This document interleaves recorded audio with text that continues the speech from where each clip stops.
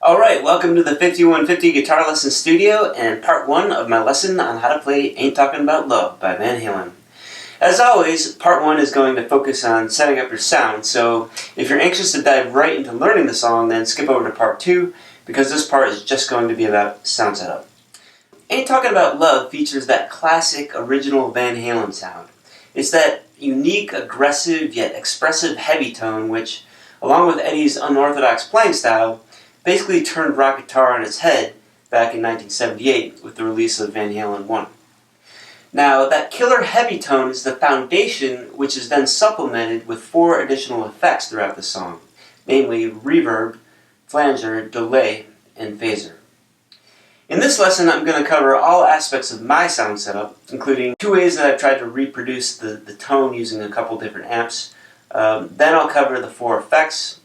And of course, I'll also go over the alternate tuning that's being used in the song.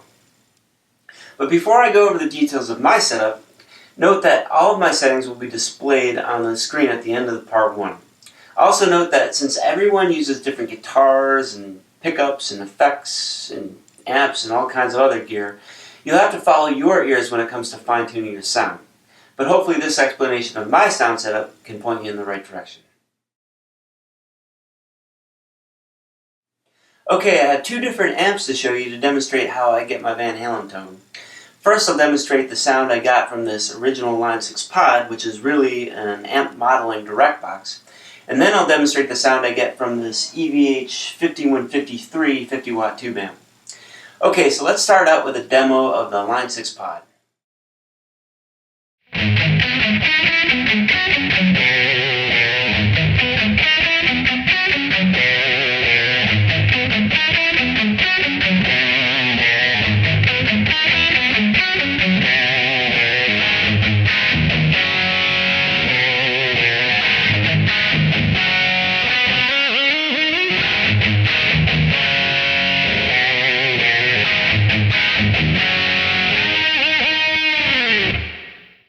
As you may know, the pod features amp modeling technology which attempts to simulate many different classic tube amps.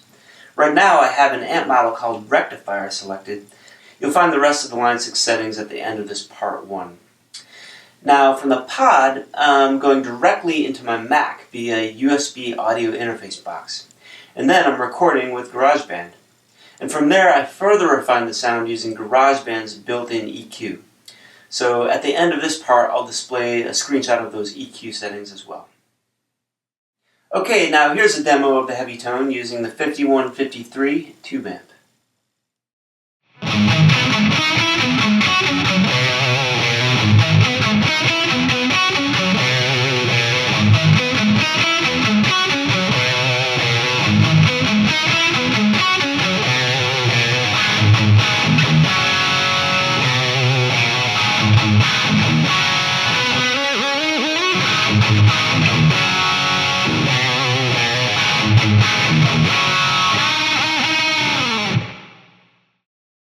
This amp has 3 channels, and I'm using the 3rd, which is the heaviest tone. To record, I'm miking the bottom cabinet with an SM57 microphone, and then I'm going into my Mac using the USB audio interface box.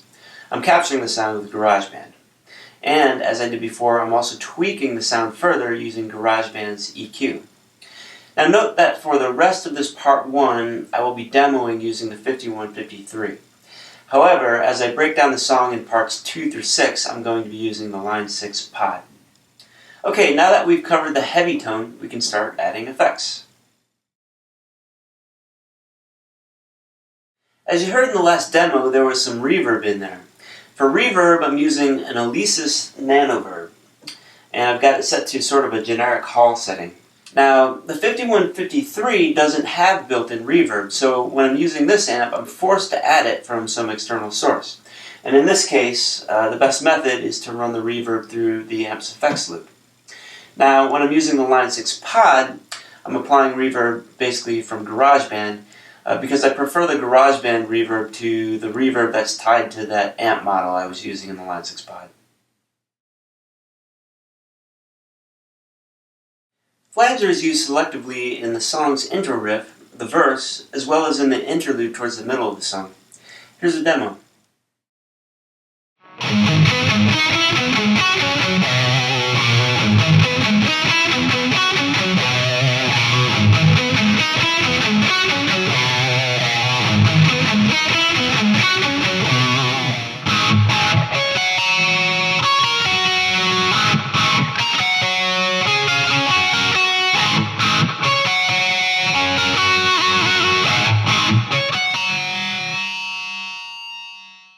Now the flanger I'm using is coming from a separate effects unit by line 6, which is patched in after my guitar and before my amp like many other stomp boxes would be.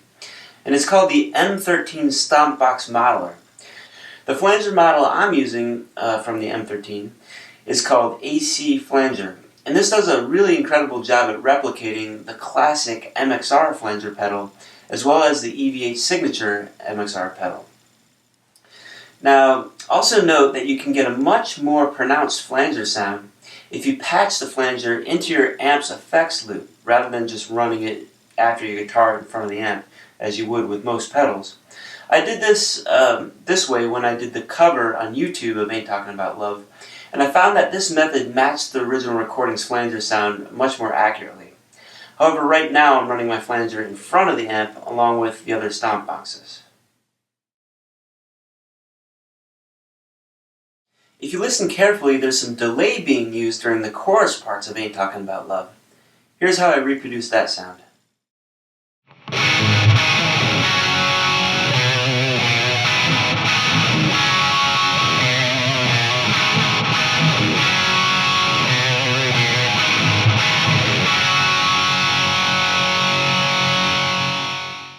So I got the delay set for a quick kickback with few repeats. For this, I'm using the digital delay stomp box model on the M13. I'll have these settings displayed on the screen at the end of this lesson so that you can try to reproduce them using the delay pedal that you might have. During the two short lead parts of the song, there's phaser being used. Here's how that sounds.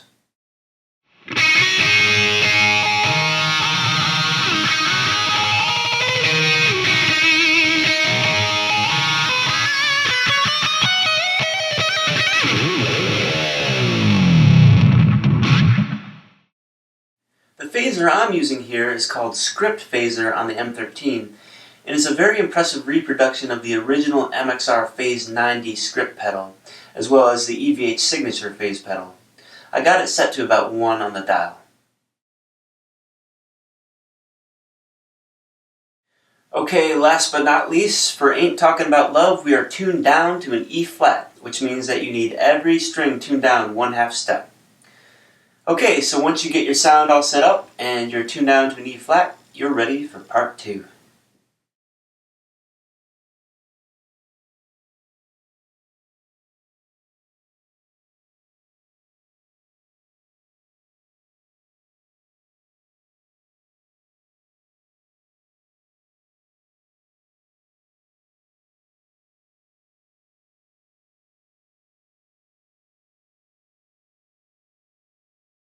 Alright, welcome to part 2 of my lesson on how to play Ain't Talkin' About Love by Van Halen. In this part we're going to go over the intro. So as suggested in part 1, you should now have your guitar tuned down to an E flat, which means that every string should be tuned down 1/2 step.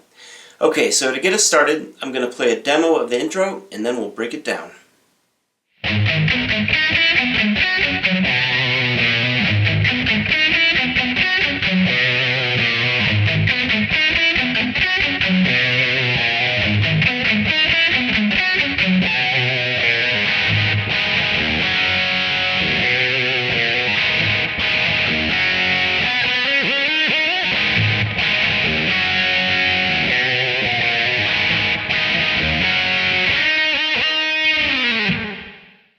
Okay, so let's start off by breaking down that picking section in the very beginning, the part that goes like this.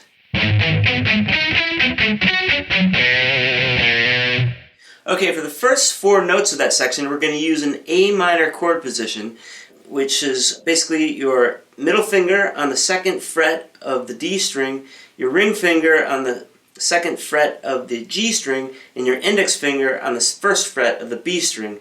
So the chord is going to sound like this.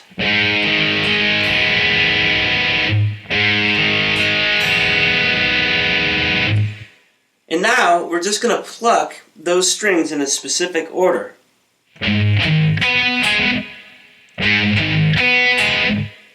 So what I did there was I played first the A string, then the D, then I jumped over to the B, and then back to the G.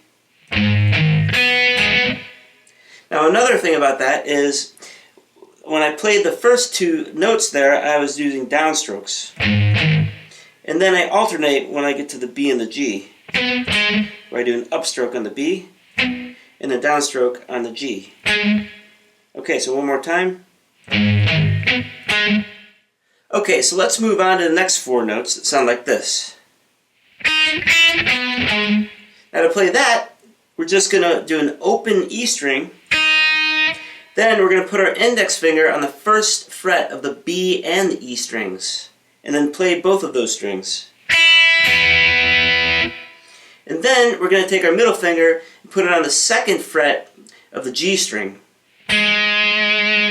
So all four notes together sound like this.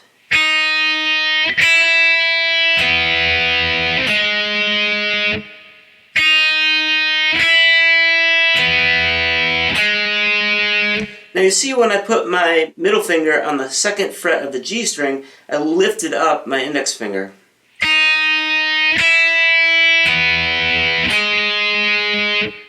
Okay, so far we've got this.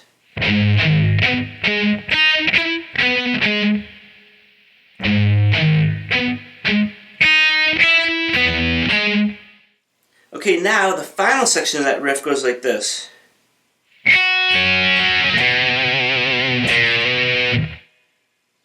Now to play that, I'm going to use my ring finger and I'm going to bar on the third fret both the E and the B strings. And then I'm going to play the E string, B string, and G string.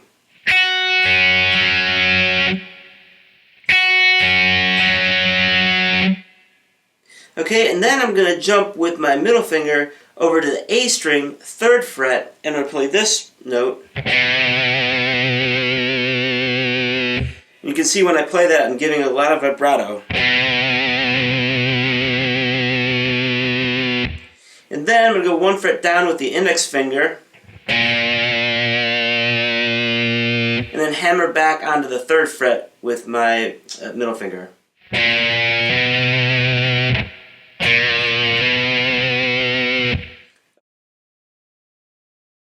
So what I showed you originally was this.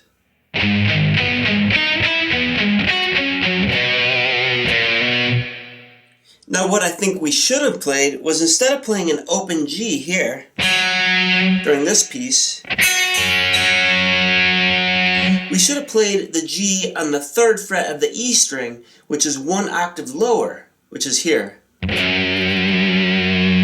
So instead of playing this note, we're playing this note. So altogether that sounds like this.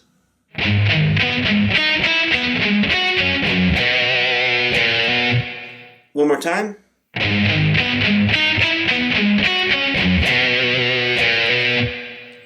Okay, so now back to the lesson. Now another important part of playing those notes is that you want to keep them really tight and really muffled.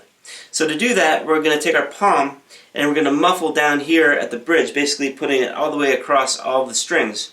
And then we're going to play the notes as sort of short and tight as possible by muffling them down here. So that sounds like this.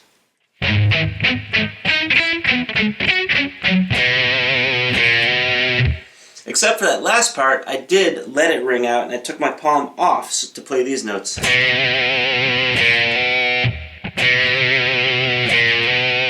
So one more time.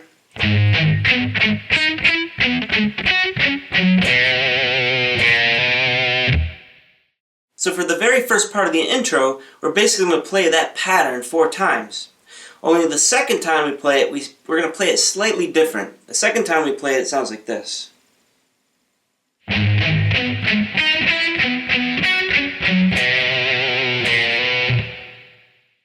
Okay, so the only change I had there was in the second section of the riff.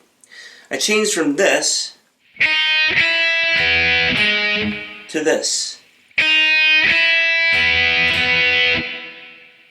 Again, I changed from this to this.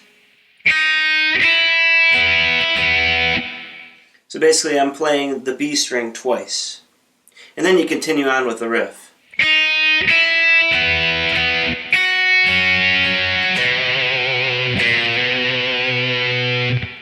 And then when you play it the third and fourth time, it's exactly the same as the first time. course, another thing going on in the beginning of the song there is some flanger in the last part of each one of those riffs. So the part that goes like this, we're just going to put flanger right on that little passage. And then we're going to turn it off.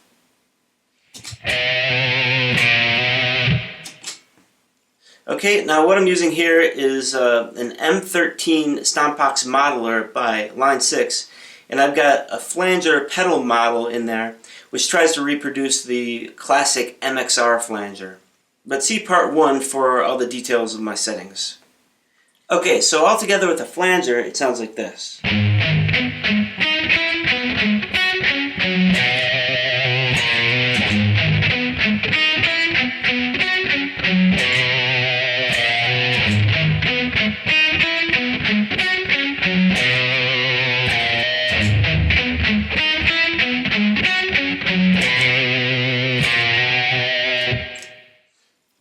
Okay, so once you get comfortable with that picking part, the next part goes like this.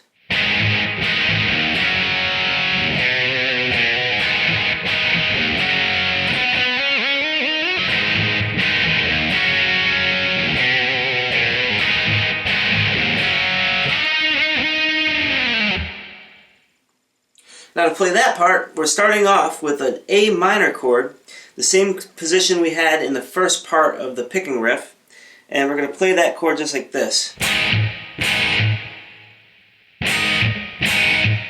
So I'm playing basically every string but the bottom E, and as you can see my thumb's even kind of resting a little bit on the bottom E just to keep it from ringing out. And I'm also playing that chord really tight by muffling it shortly after I strum it.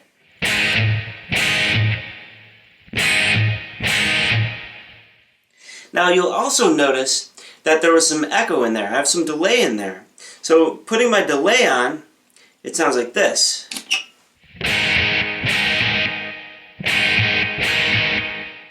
So if you can get some delay in there and let the delay do the work in between those two strums. Now the delay I'm using is again from the Line 6 M13 Stompbox modeler, and it's basically a generic digital delay. Refer to part 1 again for the detailed settings. Now if you don't have delay, another way to play that part is to give a little bit of rhythm in between those chords. So you can play it like this.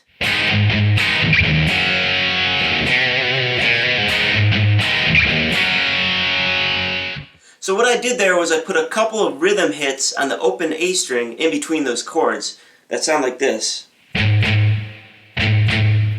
So together.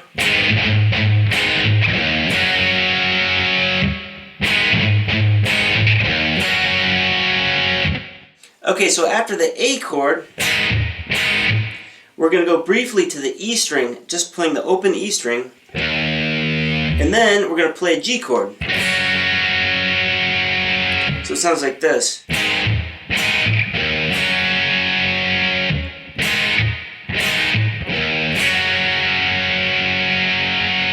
Now for the G chord, essentially I've got my pinky finger on the 3rd fret of the E string, my ring finger on the 3rd fret of the B string. I'm keeping the G and D strings open. Then I'm going to have my middle finger on the 3rd fret of the E string. But for my index finger, I'm just kind of lightly placing that on the A string. I'm not even really depressing the A string, so I'm sort of muting out that string. Okay, so once again, that first part. And then we're going to do the tail end of what we did in the picking section.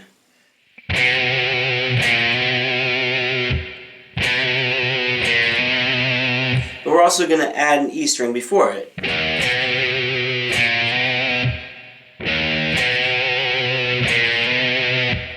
So all together.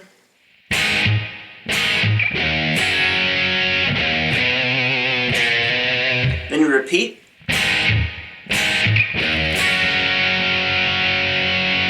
Now, but the second time, we're not going to go to this part. We're going to do a little fill, that fill that goes like this. Now, to do that fill, let's first examine the notes we're using. We're going to start by using our middle finger on the 5th fret of the G string to play this note. And then we're going to go up to the 7th fret, to the 9th fret, and then to the 12th fret. So just get comfortable playing those notes. Of course, it sounds like he's playing them twice and sliding in between them.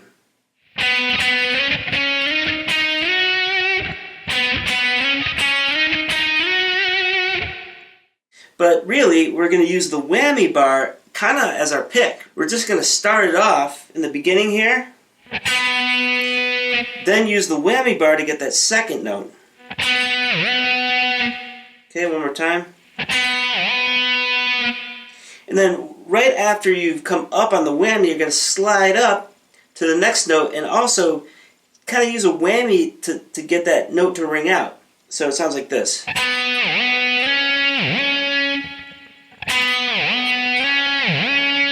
Again, we're not picking, we're just using the momentum of the whammy bar. And we're using it all the way up. And at the end there you can see I'm giving it a lot of vibrato on the 12th fret.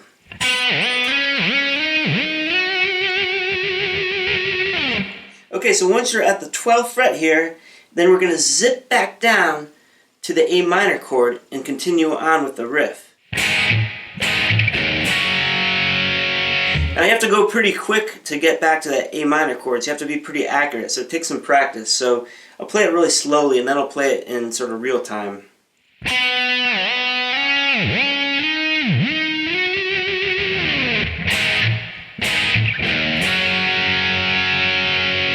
But really he's playing it very quickly and you want to be really accurate. Okay, so now we're going to continue on with the riff.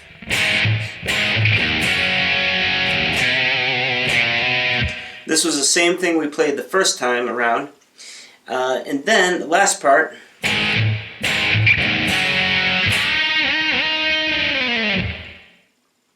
And that's the last piece before we go into the verse. Now to play that little fill, essentially you're going to put your index finger on the 5th fret of the B string and then your ring finger on the 7th fret of the G string, and then we're going to bend the G string up like one full step. Now we're going to pick it once, both those strings, take our whammy and just hit it 2 times.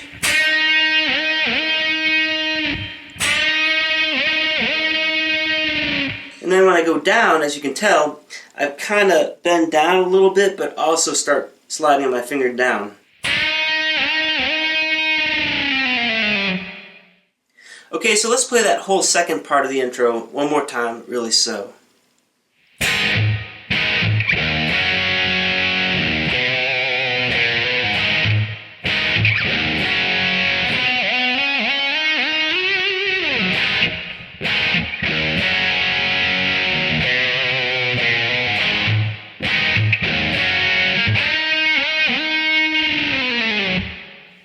Now if you have your delay on, you want to turn it off right when you get to this part. So let me play it real time with the delay.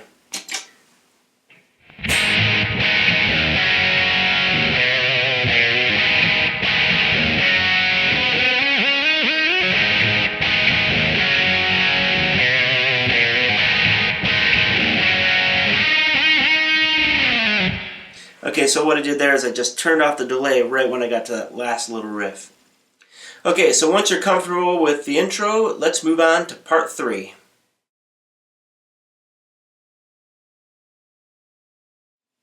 Okay, welcome to part 3. In this part we're going to take the song from the intro all the way through the first interlude solo, which is the part that goes like this.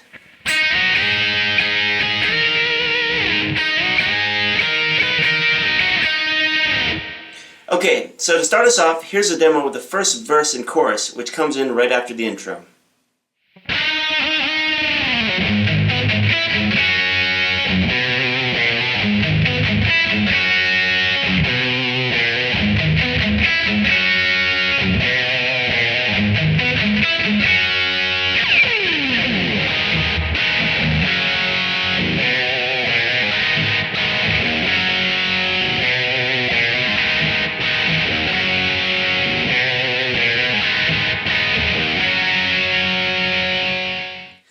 so we're going to start off with the A minor chord position.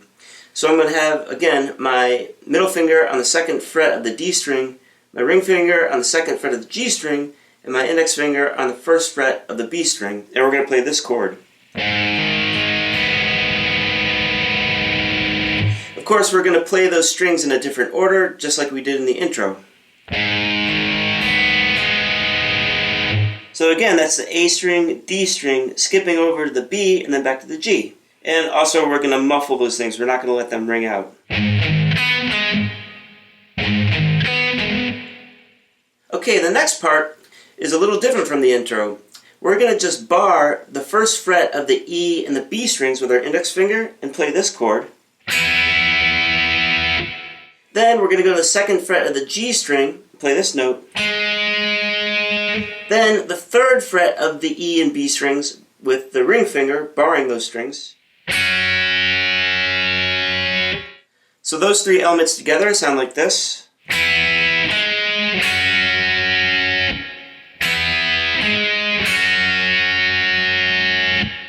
Now when I play those together, I'm going to alternate my picking with upstrokes and downstrokes.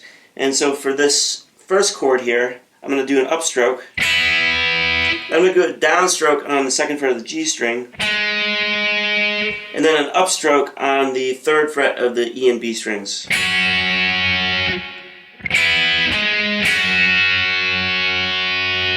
Okay, so next we're going to jump over to the 3rd fret of the E string with our middle finger and play this note, and then the ending part, which sounds like this. And that's of course what we did earlier in the intro. So those 3 notes together. Now that's a little different from the intro, because in the intro we played an open E. Okay, so that whole verse part one more time all together.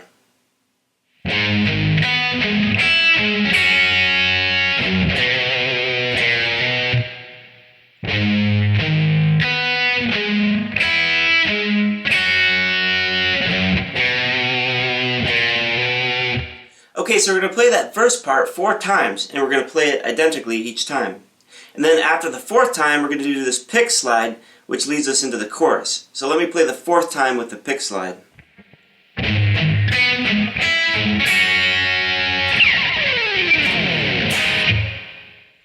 Now to do the pick slide, I'm going to hold the pick just like this, sort of at an angle, and I'm going to come down really hard on the D string all the way up here around the 1st humbucker pick up here.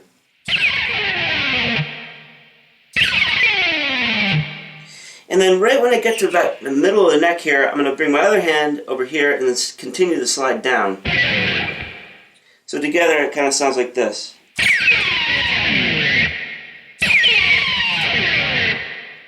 Okay, and then we go into the chorus, in which the first chord is that A minor again. So let me just play the ending of the verse into the chorus one more time with that pick slide.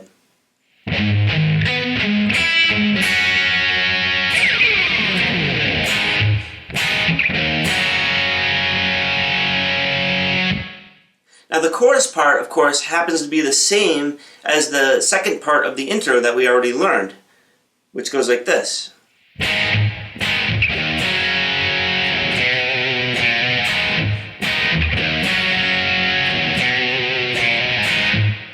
Of course, during the chorus part, much like the intro, I also have my delay going on in there, which sounds like this.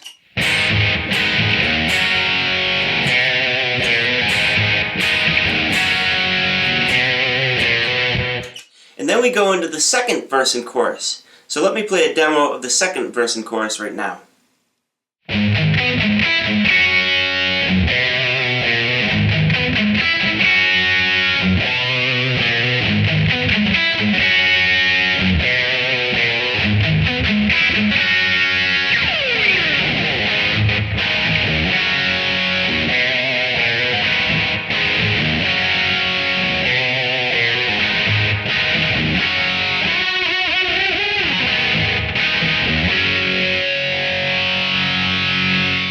So as you could tell, the second verse and chorus sounds a lot like the first verse and chorus, except for a few variations. Now during the verse part, one variation is that in the second part of the verse, the second time he does this part,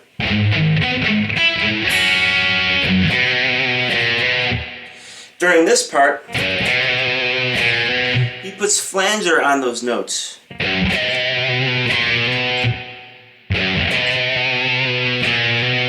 And then he goes on to the next part of the verse. So that's just one detail I noticed. He doesn't use flanger anywhere else in the verse. Okay, so now during the chorus is a lot like the first time around, except during the third run of the chorus, we do this little fill here. So in context, that sounds like this.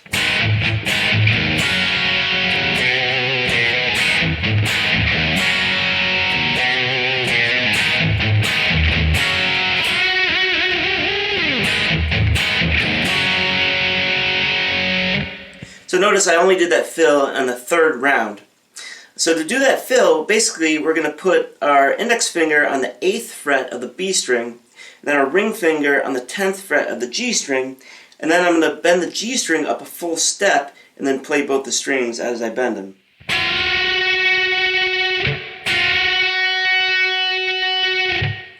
Now of course there's a whammy bar happening in there, but before I show you the whammy bar stuff, let me just show you the other notes. We're going to play 3 different sort of chords here.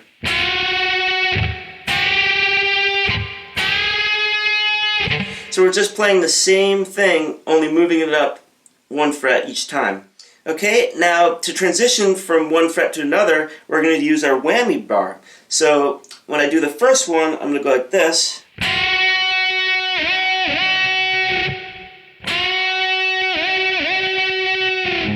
And then to move up to the next fret, I'm going to use the whammy again.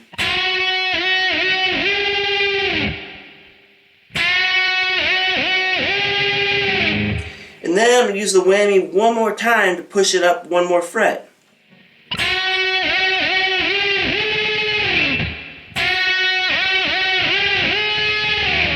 Now this takes some getting used to. You really have to coordinate your chord down here with hitting the whammy and using the momentum of the whammy to move up 1 fret each time. Okay, so then after that fill, he goes right back down into the chorus.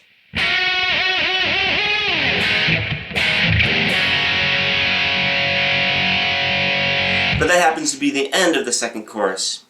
Now the next part is the first interlude solo. So let's do a quick demo of that.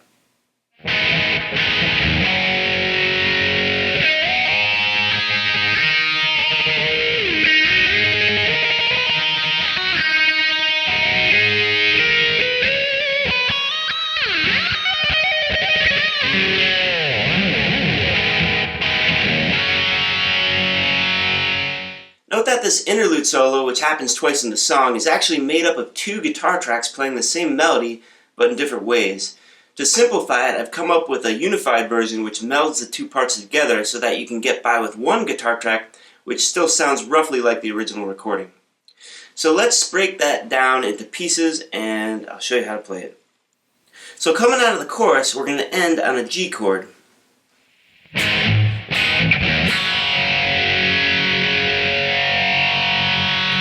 Now right when you hit that G chord, you want to slam on your phase. So you should have a phaser pedal of some sort. Now to get the settings and details of what I use, you can refer back to part 1. But once you got the phase on, then let's play this first part of the interlude.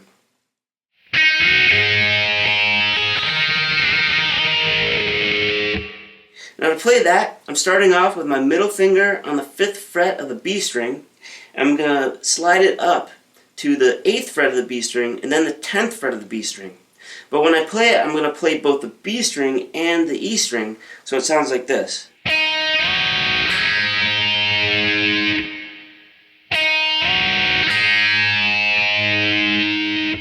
Now as you can tell, I only picked down here and up here. I just slid up to the note here.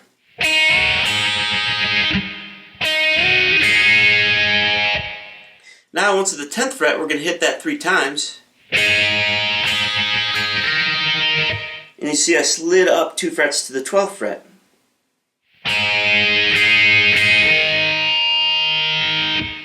And then we're going to give it 3 hits of the whammy bar.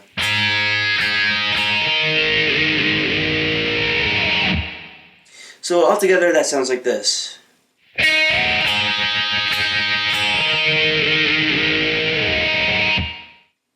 Okay, so the next part sounds like this.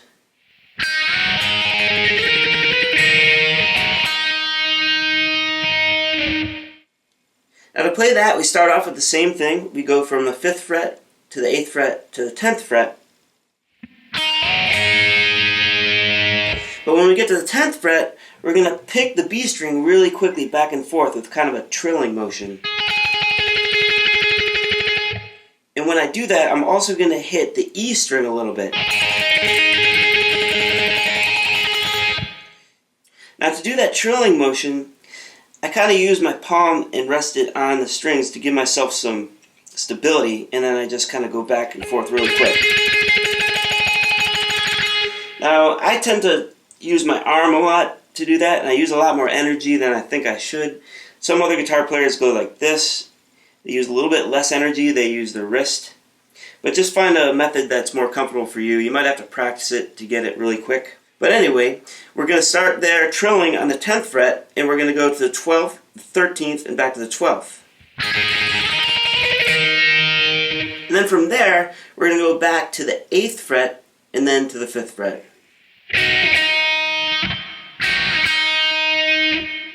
So that whole part sounds like this.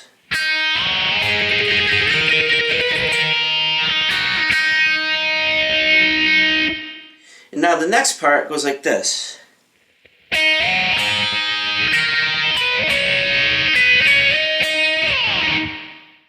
When I play that, we're starting off again at the 5th fret of the B string.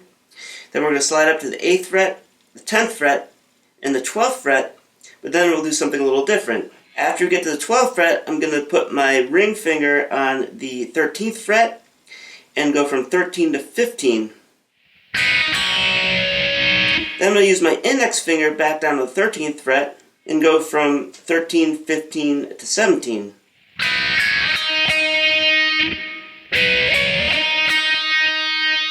And then I just slide down. So let me play that again really slow, that whole bit.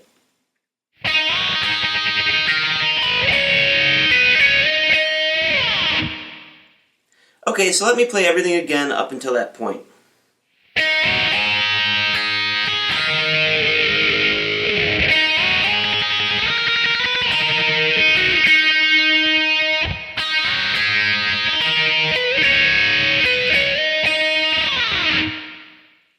Okay, now the next part is that really fast part that goes like this.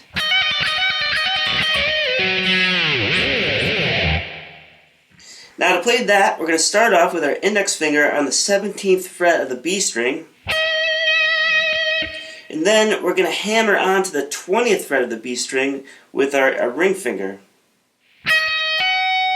And then we're going to hammer off back down to the 17th fret. And now we're going to hammer onto the 20th fret of the G string with our ring finger.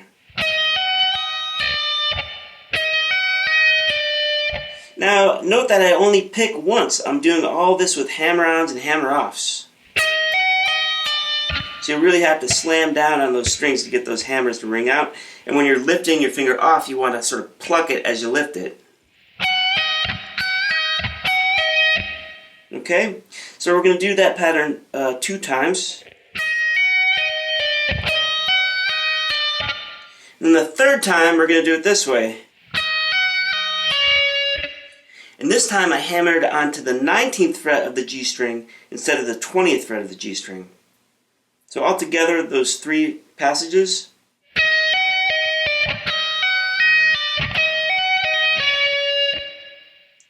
And then I do this little riff.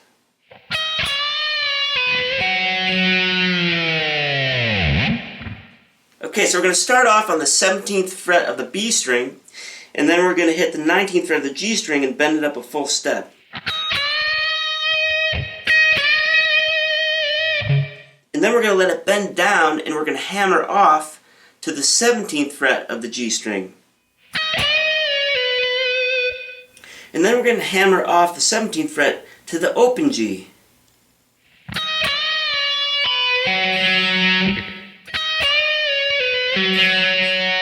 And then of course we're going to do a dive bomb on that open G.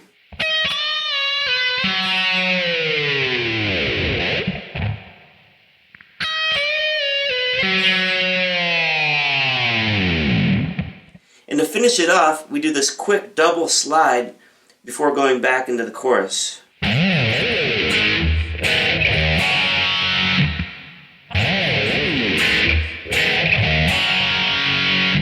So what I did there was I just kind of took my middle finger and I slid it up and down a couple times. I just lightly hit the E string when I was doing it. Okay, so let's play that whole passage again one more time, really slow.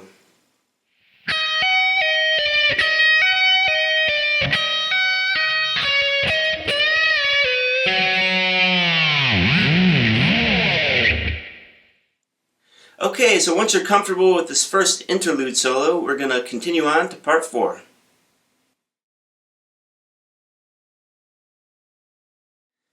Welcome to part 4. In this part we'll be covering the quiet section, which occurs in the middle of the song.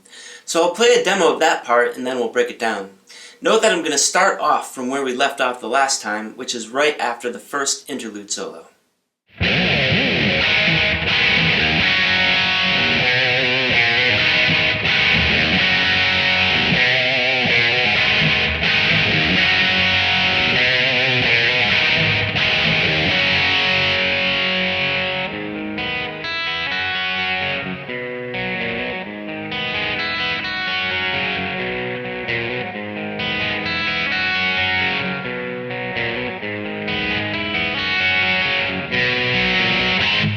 Alright, so coming out of the interlude solo, we're going to do the chorus 4 times. Now there's nothing really new there, we're just going to do the chorus part 4 times. But at the end, we're going to rest on the G chord.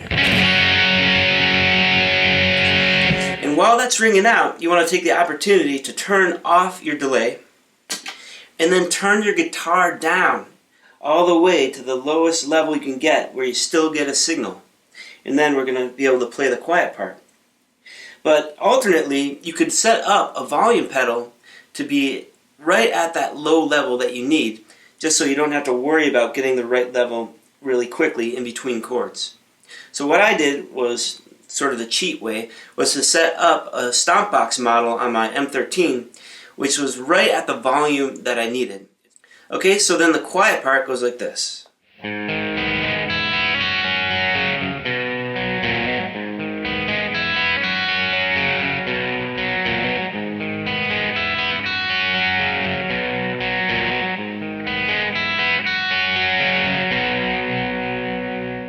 So let's just break down that passage. We're going to start off with our hand in the A minor chord position like we did in the beginning, and then we're going to play the same sequence of strings as we did before.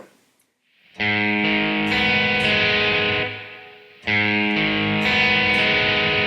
that's the A, the D, jumping over the B, and then the G. Now another thing to note is we're not muffling this time, we're just letting it ring out. Okay, now next we're just going to bar the E and the B strings at the first fret, like we did before. And we're just going to play those 2 notes. So far we've got.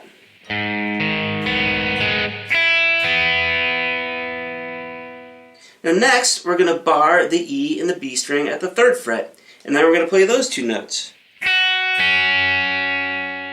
But then we're going to add an open G and an open D. All together.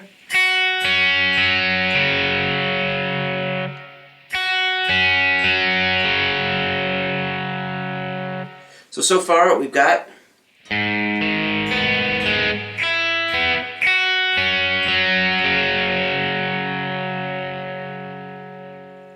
And from there, we're going to jump over to the 3rd fret of the E string with our middle finger, and then to the 3rd fret of the A string with the same finger, and it sounds like this.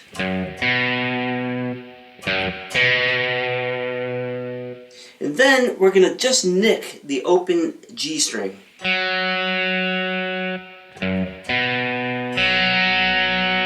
keeping our finger on the 3rd fret of the A string. And then we finish it off with the index finger on the 2nd fret of the A string, and we're going to hammer onto the 3rd fret with our middle finger.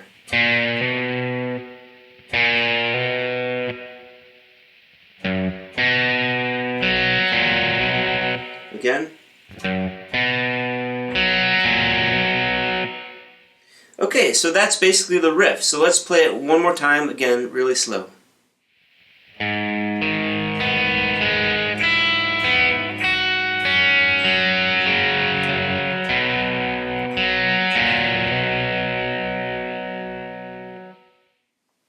Now another note about this section is that we're just playing it very quietly. We're not giving it a lot of energy, it's just very lightly.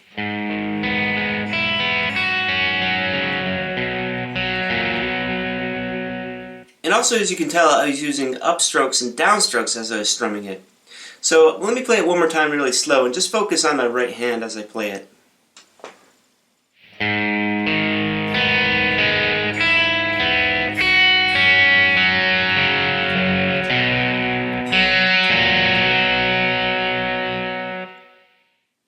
Okay, so let's play the next section and then I'm going to break it down. I'm going to take it from the final part of that light picking section.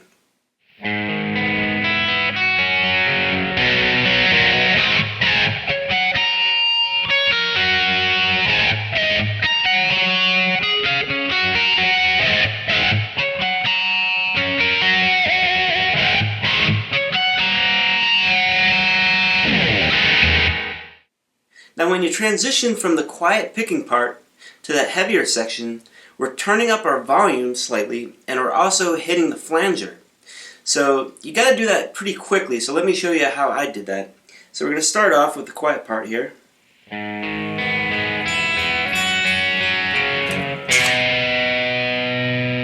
Now right when I get to the 3rd fret of the A string, I'm going to turn up my volume to sort of a medium, from the low to a medium.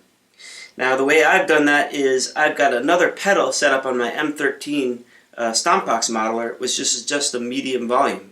So I went from low to medium. But what you could do also is just turn up the volume on your guitar a little bit. So you were at the very low level, which would be all the way down here. Just going to slightly increase it a little bit. So let me play that again though, and I'll show you where to come in with the flanger this time.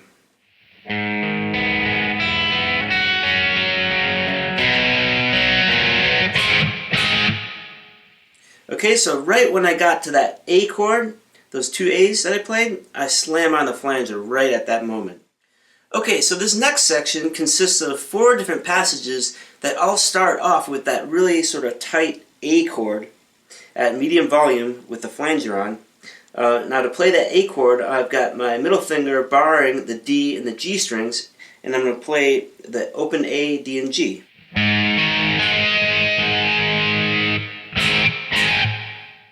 Now of course I'm playing it really tight, and so as soon as I strum it, I muffle it.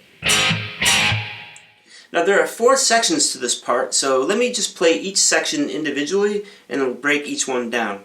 So the first part goes like this.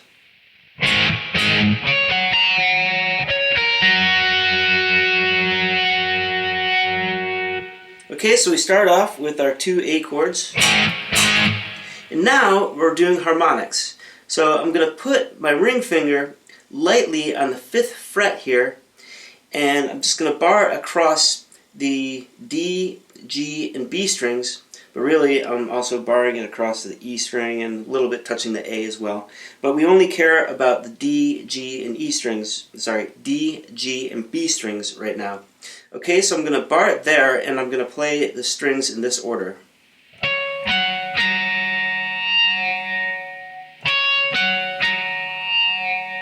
So that's playing the D, G, and B. Okay, now next I'm just going to move the finger up to the 7th fret. Again, lightly putting the finger on the 7th fret, sort of lightly touching the strings, and we're going to play another harmonic here, but we're just going to play the G string.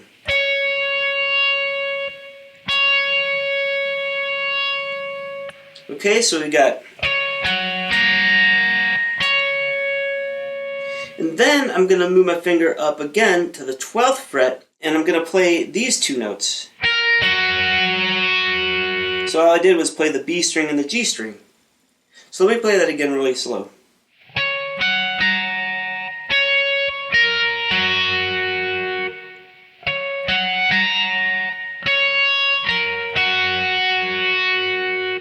Of course, when you play it in the moment, you're going to move from the 7th fret to the 12th fret really quickly.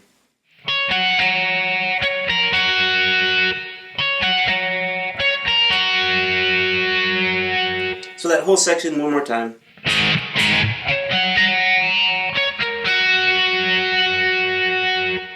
Okay, so the next section goes like this.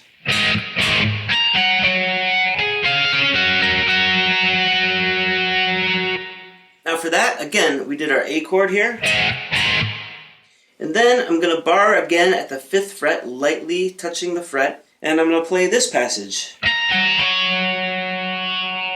And this is just the reverse of what we played before. In this case, I'm playing the B, G, and then D. And then we move up to the 7th fret again, and we play these two notes.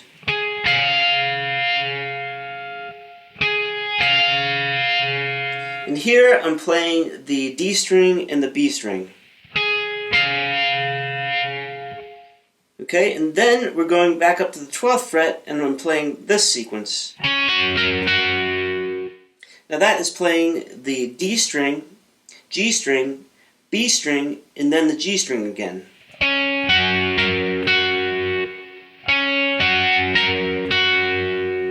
Okay, so all together.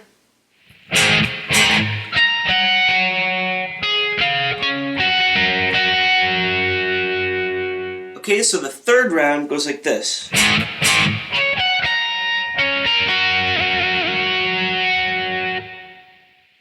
So what we did there is again our A chord. Then we repeat what we did the first time around, where we just bar the 5th fret lightly, and then we're going to play the D, G, and B strings.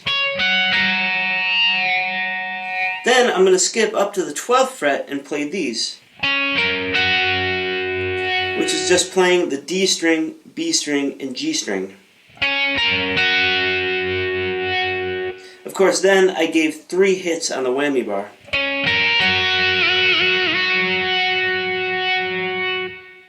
Okay, so that third section.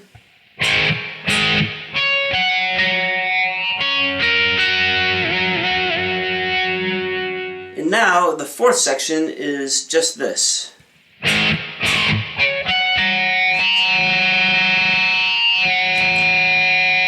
So what we did there was what we did earlier. I'm just going to do 2 A chords, again, really tight. And then at the 5th fret, play my harmonics, the D, G, and B. And while it's ringing out, I'm going to take that opportunity to turn up to full volume. And I'm also going to turn off the flanger because I'm getting ready to go back into the chorus. So it sounds like this.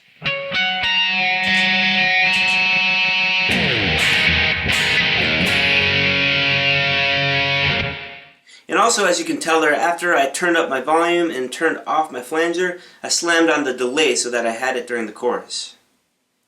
Alright, so let me play that entire section once again really slowly.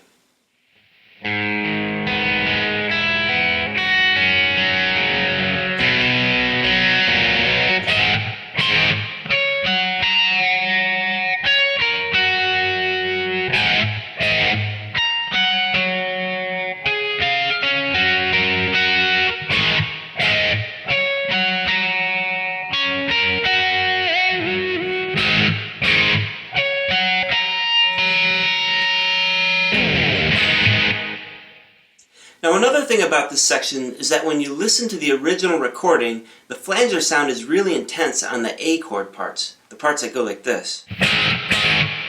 It's so intense that you almost can't hear the chord being played. One way to get closer to that flanger sound is to patch your flanger through the effects loop on your amp instead of running it through the pedal loop, which is in front of your amp, and that's how I have it set up right now. However, I did run my flanger through my amp's effects loop when I covered the song for YouTube. Here's how that sounded.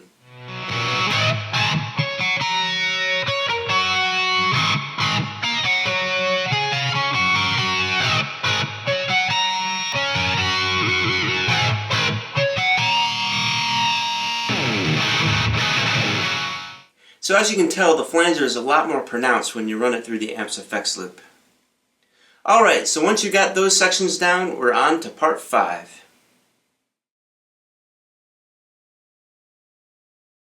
Welcome to part 5. In this lesson we're going to cover the section that comes after the quiet part and before the outro. This consists of 2 rounds of the chorus and another round of the interlude solo, both of which we've already covered, but there's some additional fills and variations in there that I want to detail out. So let's start off by examining the 2 chorus rounds coming out of the quiet part.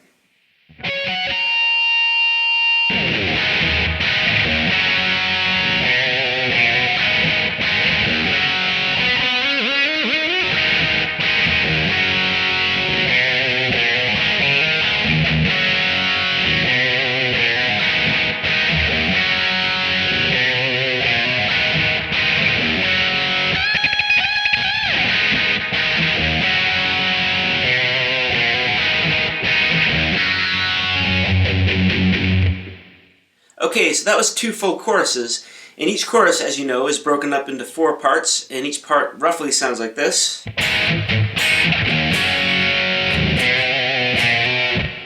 Of course, there's some variations thrown in there, and so let me show you some of those new variations that come up here. So the first part of the first chorus is very familiar. It just goes like this.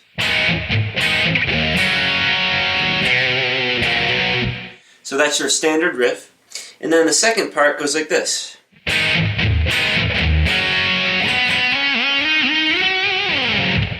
Now that happens to be identical to the little riff that we played in the intro. So to revisit that one, just go back to part 2. Okay, so continuing on, the third section goes like this.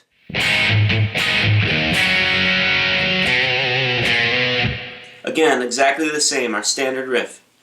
And then the fourth one goes like this.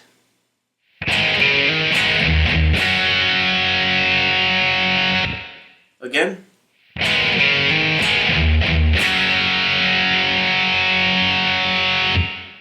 Now to play that, instead of doing this,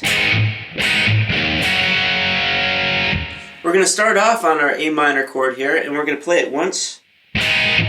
But then we're going to do an open D and hammer onto the second fret of the D with our middle finger. Okay, so together. And then we're going to play a partial A chord by putting our middle finger and ring finger on the second fret of the D and G strings. And then we'll play this. Okay, so all together now so far.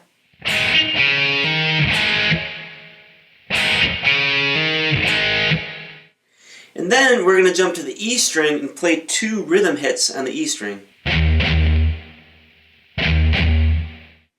And then we're going to end with our G chord. Okay, all together.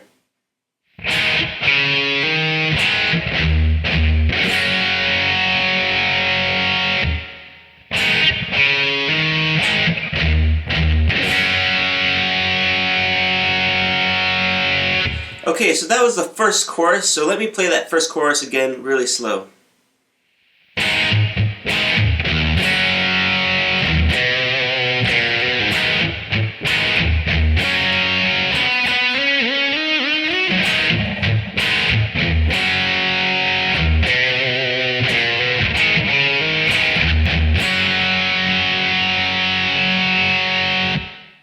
Okay, so the second chorus starts off with this part.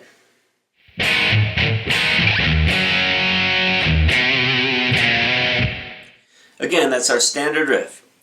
And then the second section goes like this.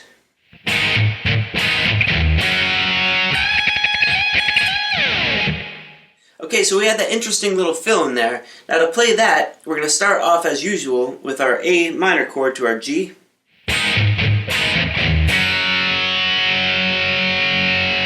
And we're going to let our G ring out, and while it's ringing out, we're going to move up to the 20th fret of the B string, and with our ring finger, we're going to bend the B string up a full step.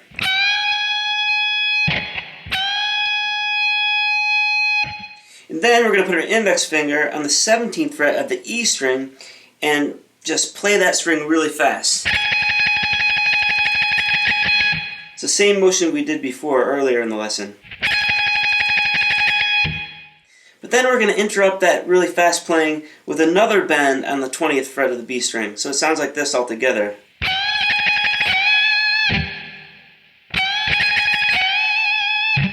And then after that, we're going to continue just a little bit on the E string, and then interrupt it yet again with another bend of the 20th fret of the B string.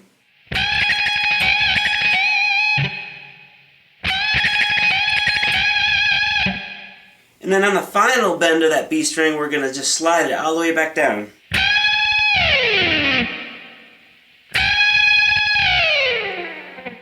Okay, so all together, really slow, it sounds like this.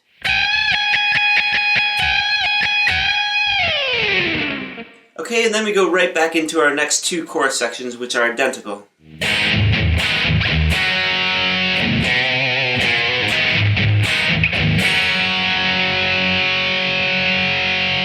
But on that fourth chorus section, when you hit that final G, you want to slam on your phaser, because we're going to go into the interlude solo next.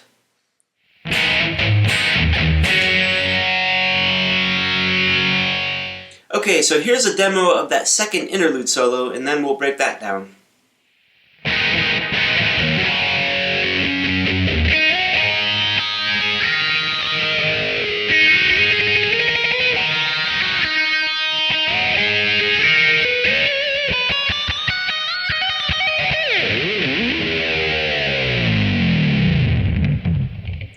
So as I explained during the breakdown of the first interlude solo, this part consists of two guitar tracks doing similar things in the original recording.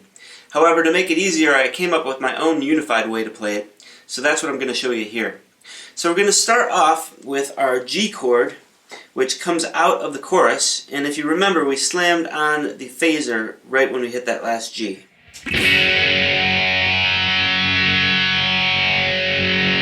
Okay, and then we're going to give it a few rhythm hits before we lead into the interlude solo.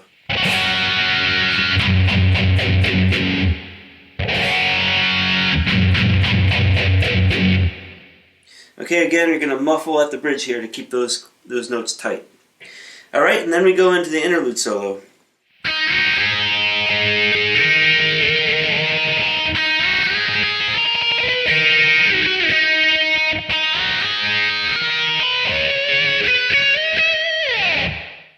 So as you can see there, what I just played was identical to what we played back in part 3. Only at the very end, I'm going to play it slightly different. When I go up to here,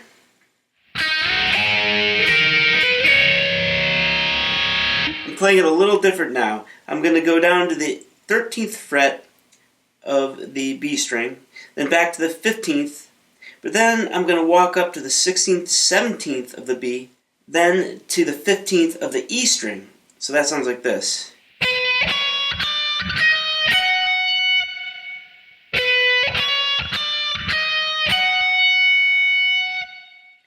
Okay, and then from there I'm going to go back to the 17th fret of the B string, and I'm going to slide it up to the 20th fret.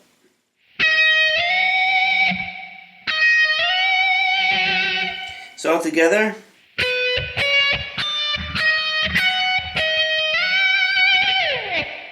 And at the end, I'm just going to slide it down like that. Okay, now next we're going to do the same little riff that we did before. And that sounds like this. And if you remember, that started with your index finger on the 17th fret of the B string. And then we're going to hammer onto the 20th fret of the B string. Hammer off back down to the 17th fret. And then hammer onto the 17th fret of the G.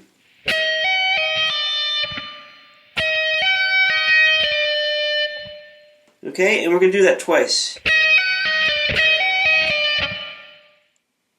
And then I'm going to end on the 17th fret of the B string.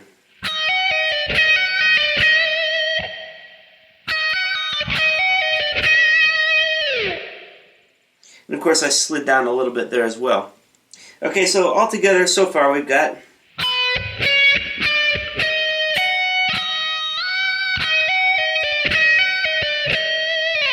Now next up, I'm going to do two slides and then a really deep dive bomb. So that sounds like this.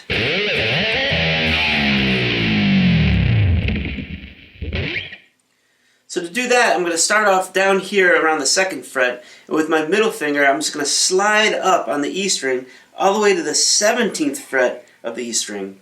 So that first slide sounds like this.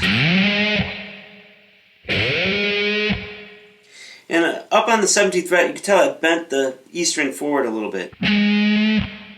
Okay, now I'm going to slide up next time to the 19th fret and bend it a little bit more. So both of those together. Okay, so once I'm up here at the 19th fret and I've bent it up a little bit, I'm just going to let it release. And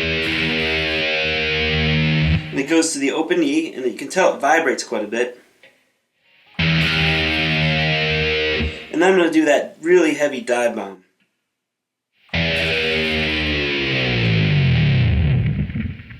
Don't be afraid to go all the way down so your strings are really loose. Okay, so both those together.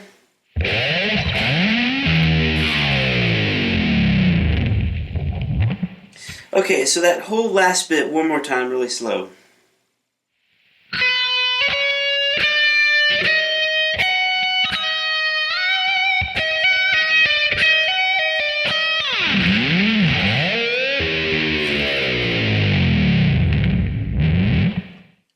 Alright, so once you've got those little variations down, let's move on to part 6, the outro.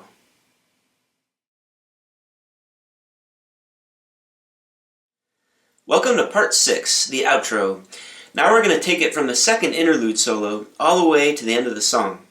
Okay, so coming out of the 2nd interlude solo, we have the following chorus parts.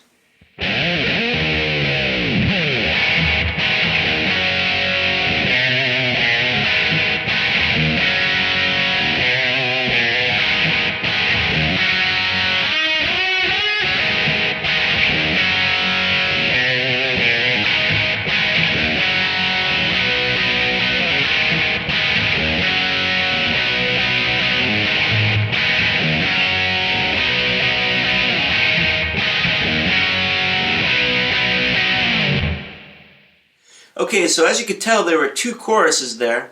The first one was pretty normal, and then the second one was sort of modified as a lead-in to the outro. So let's go over the first one, and I'll show you some of the variations there. So we start off coming out of those slides into a regular chorus riff.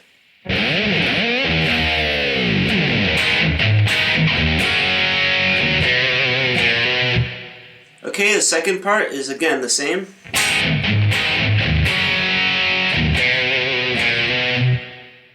And now the third part has a fill in it.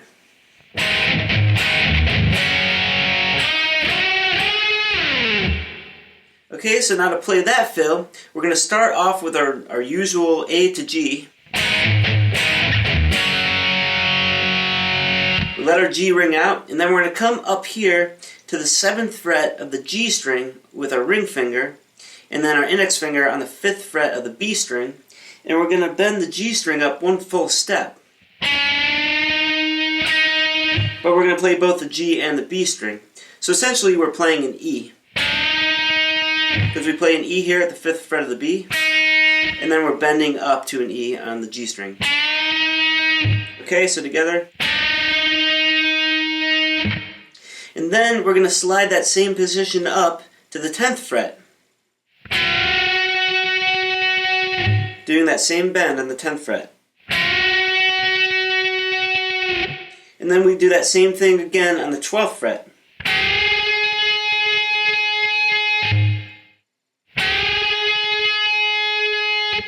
But when we come down from the bend on the 12th fret, I'm going to slide down the fretboard.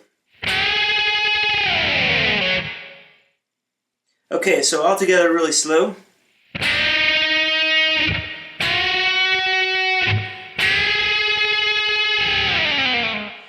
Okay, so once we're done with that fill, we go right back into the 4th part of that first chorus.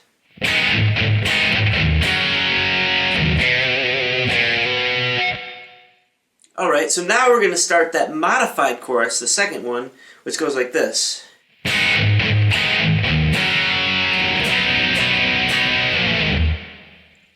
Essentially that chorus plays that riff that I just played 4 times.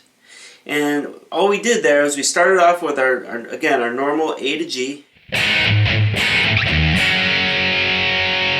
But then we play the open E string. And then we play a bar chord, which is on the 3rd fret of the A string. Kind of starts on the 3rd fret of the A string. And it sounds like this. And that's a C chord. But I'm going to add the 3rd fret of the E string just to thicken it up.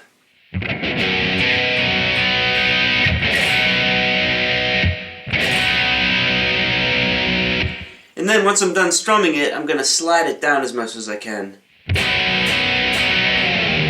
Okay, so you strum it 3 times and then slide down. Let me play that again really slow.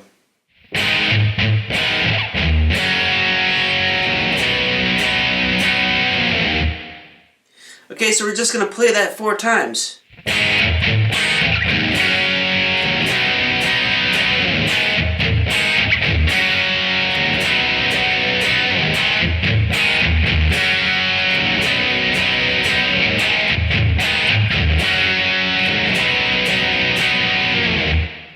Okay, so after that, we go into the final part of the song.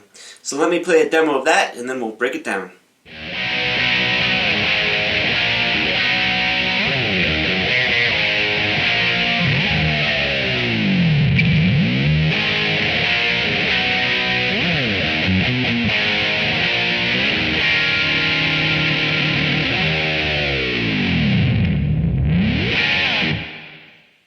Now, one note before I begin breaking down the outro. Remember the chorus that precedes the outro, the one that goes like this? Where we do that 4 times. Now, we're going to have the delay on during that part. It's a chorus, so we have a delay on. It sounds like this. But then at the end of the 4th time, we're going to turn our delay off before going into the outro. Okay, so then we go into the outro, and the first part sounds like this.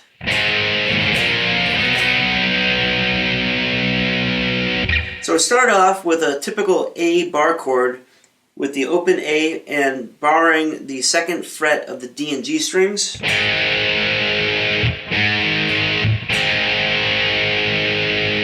I'm going to go 1 fret up and do another bar chord, this time barring on the 2nd fret of the A string and then the 4th fret of the D and G strings. And then I'm going to move that position 1 more up. So all together.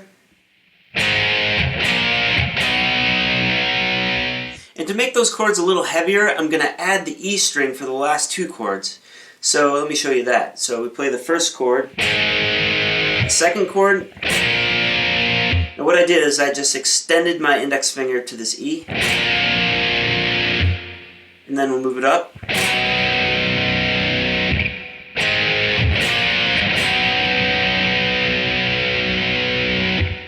Now another thing is I did a little bit of a skip in between those chords.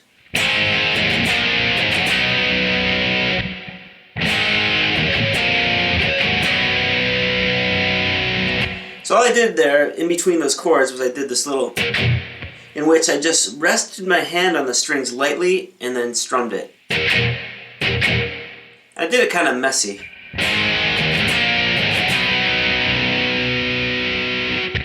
Okay, and then the next part goes like this.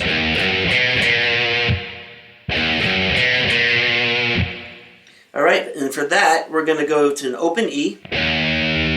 Then we're going to play the 3rd fret of the E using our middle finger. Then we're going to jump to the 3rd fret of the A. Then 1 fret down with our index finger in the 2nd fret of the A. So all together.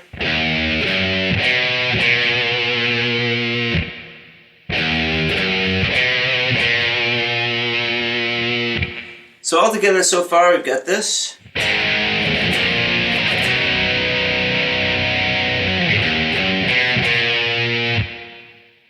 Okay, and then we're going to start again with that A chord.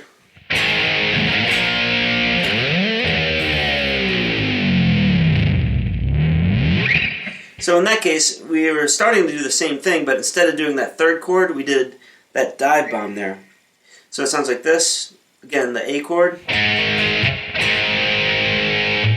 First fret when I'm barring all the way to the E string.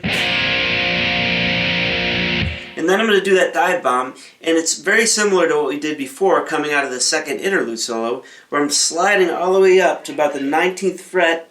I'm going to bend up the string a little bit and then release it, and then let it ring out, and then dive all the way down. So it sounds like this.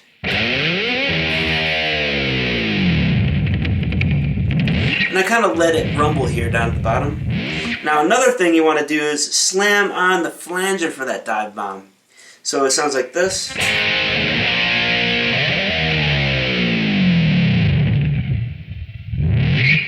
Okay. Now if you don't get all the way up to the 19th fret, that's fine. I think in that one I just went up to about right here. But just kind of, slide it up and bend the string and release. Okay, and you want your flanger on there for that too. But then you want to turn your flanger off right afterwards. And then we're going to continue on with this part.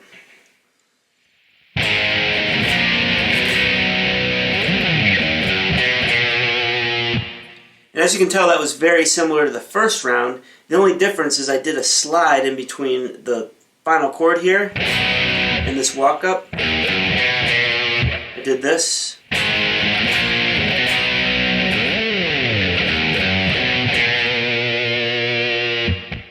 And so now the very final part goes like this.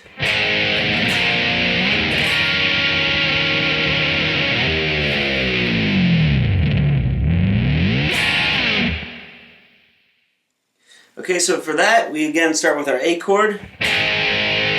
We go to our second fret bar chord.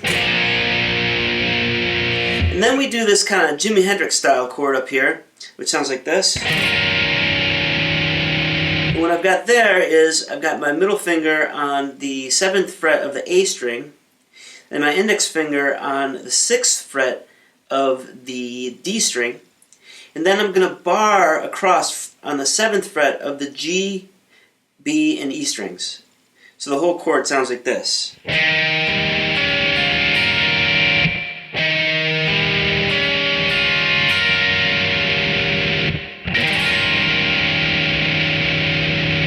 Now before I play that chord, I'm going to give a little bit of a hit on the open E.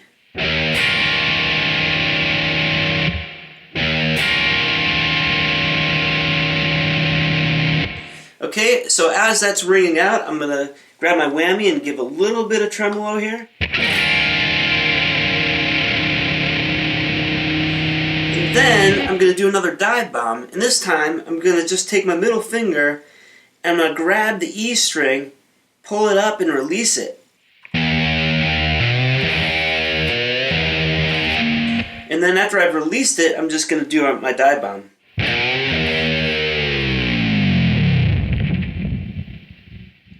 Okay, and now when I come up from that dive bomb, I'm going to go right back into that same chord. So you don't even really need to move your hand away from that chord. I do this.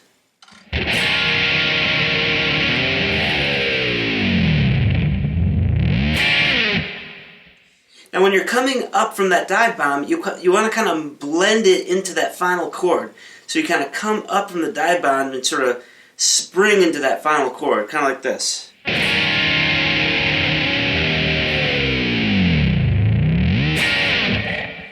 So it almost sounded like a rubber band snapping in that final chord.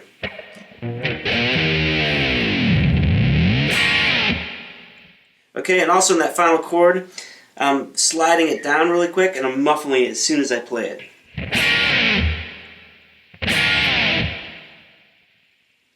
Okay, so let me play that outro one more time really slow.